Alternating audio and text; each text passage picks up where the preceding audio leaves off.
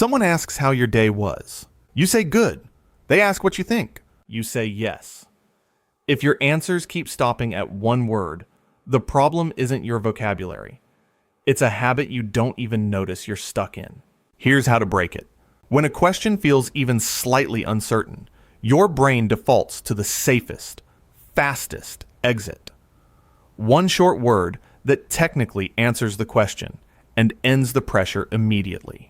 It feels safe in the moment, but it also closes the door on the conversation continuing every single time. This is the before state.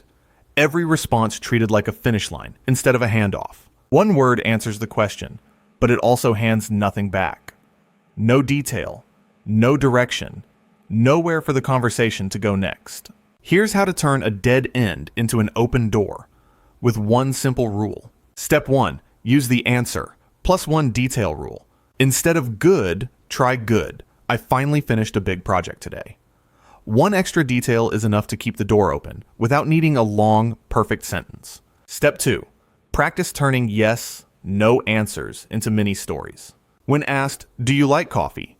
Don't stop at yes. Add one small reason.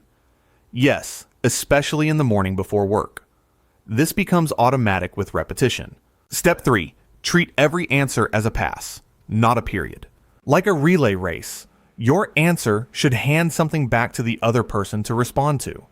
A detail, an opinion, a small question, instead of ending the exchange completely. This is the after.